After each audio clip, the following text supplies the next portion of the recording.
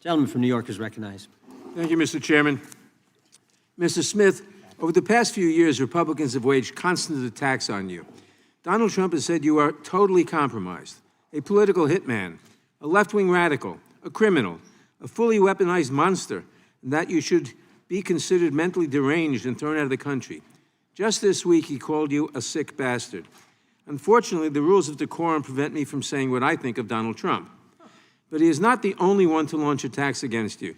Chairman Jordan has accused you of abusive surveillance and accused you and your team of partisan and politically motivated prosecutions. Despite the mountain of evidence that you laid out in the special counsel's report and in your court filings, President Trump's supporters are convinced that the only reason your team tried to hold him accountable is because you have a vendetta against him. I want to address these allegations today. You have had a long and distinguished career with the Justice Department, including serving as the chief of DOJ's Public Integrity Section for 5 years. While leading the Public Integrity Section, you led investigations and prosecution of public figures and political leaders from both parties, Republicans and Democrats. Can you give us a couple of examples?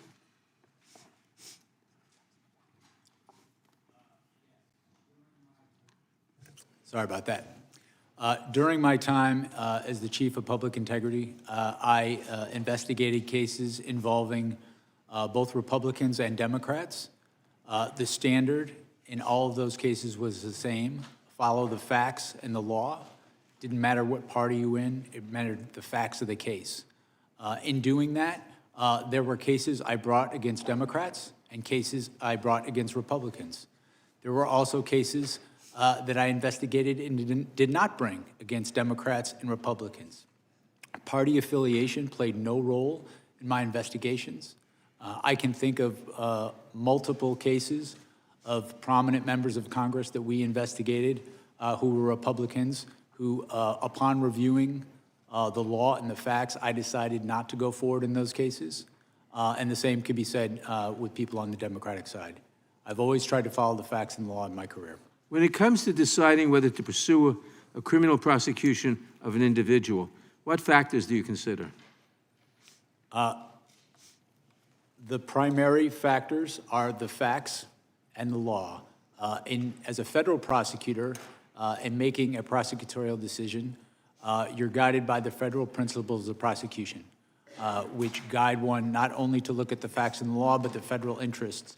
And that is exactly what we did in this case, as set forth in my final report. Does partisan politics play a role in your decision whether or not to prosecute someone? None. To be clear, did partisan politics play a role in your decision to charge Donald Trump? It did not. What does it do to the justice system if political leaders place pressure on prosecutors to file charges against their political enemies? What are the implications if prosecution decisions are based on politics, not the law? I think it weakens the rule of law in our country because it weakens the mechanism for us to prosecute, among other things, corruption.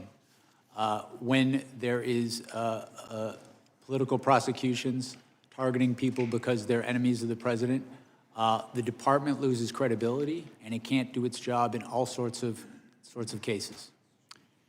According to your deposition before this committee, it sounds like your problem was not determining if you had enough evidence to charge Donald Trump, but rather that you might have had too much evidence and struggled to determine how to present a clear narrative to a jury. How would you characterize the evidence against Mr. Trump about inciting an insurrection against the laws of this country? Did you have too much? Well,